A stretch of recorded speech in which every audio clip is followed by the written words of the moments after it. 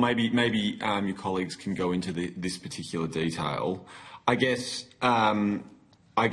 completely understand the context and appreciate the overview.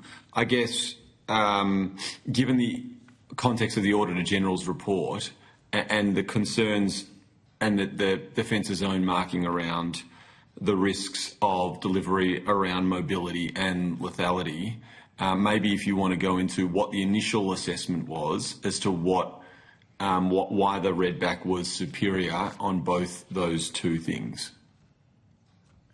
So during the testing of the vehicle, we had both tenderers provide us vehicles that we term a risk mitigation activity level. During that activity, we also tested blast effects against the vehicle. We conducted lethality testing, which is the accuracy and the ability of the turret to engage targets. Both vehicles were tendered with a 30mm main gun on the vehicle, on the turret, with a coax machine gun, and also to be fitted with a anti-tank guided missile system.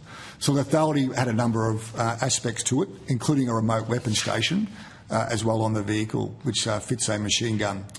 The testing was done over that 2-year period against that lethality component about what best provided the lethality effect we need at ranges. I won't go into those ranges in this room, but at different ranges for those weapon systems. When it comes to mobility, it's about the ability of the vehicle to navigate across the most complex of terrains, particularly what we will find in our region, and its ability to perform in all sorts of conditions, from road through to cross-country, through to major obstacle areas.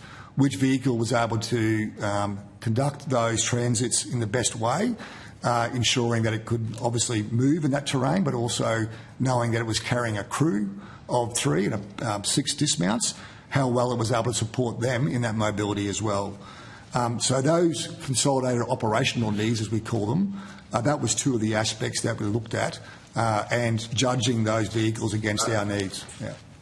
Do you want to say anything at all in regard to the importance of lethality and mobility in that regard? Yeah, thanks. So Major General Kirk Brown, headland capability. So the infantry fighting vehicle itself is a really important component of the Combined Arms team. The Combined Arms team comprises dismounted soldiers as well as those mounted in the infantry fighting vehicle, your close combat areas such as tanks, and then also close support artillery.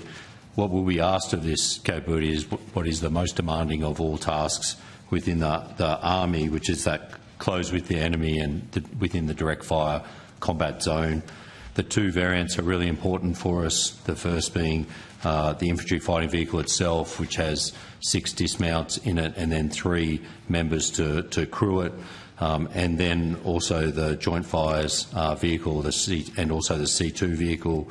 Important that we brought it into 2 vehicles to assist with the rollout, but also importantly to minimise the number of different variants from a sustainment piece. The capability represents a major element of our amphibious capable land arms team. It provides highly protected, lethal and a networked platform to support dismounted soldiers in modern combat operations.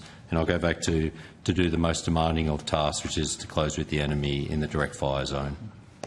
Listen to these generals defending the choice of the Redback infantry fighting vehicle. Straight talk from the committee room on why Australia picked the South Korean-designed Beast over the German rival. The brass is clear. They tested both vehicles hard. Blast effects, lethality with that 30mm cannon, mobility across the tough terrain our troops will actually face. Redback came out on top for protection and getting around in the dirt while hauling a crew and dismounts. Major General Jason Blain lays it out. Mobility isn't just about driving on roads. It's navigating the complex stuff in our region, supporting soldiers who have to close with the enemy in the direct fire zone. That's the real job, not some parade ground exercise. Major General Kurt Brown nails the bigger picture. This isn't just another armoured bus. It's the heart of the Combined Arms team, highly protected, lethal, networked, backing our diggers in the most dangerous fight there is. Fair enough on the capability side. Redback won after serious risk mitigation testing. But here's the rub for taxpayers watching at home. These things don't come cheap. Billions on the table for 129 vehicles to replace those ancient M113s from the 60s. The Auditor General's report raised real flags on delivery risks, costs, and timelines. The Generals sound confident, and sovereign build in Geelong is a win for Aussie jobs. But committees like this exist for a reason: to keep defence honest on value for money. No room for overruns or capability gaps when the strategic environment is getting nastier. Our soldiers deserve the best gear that actually works when it counts, without the usual procurement black hole.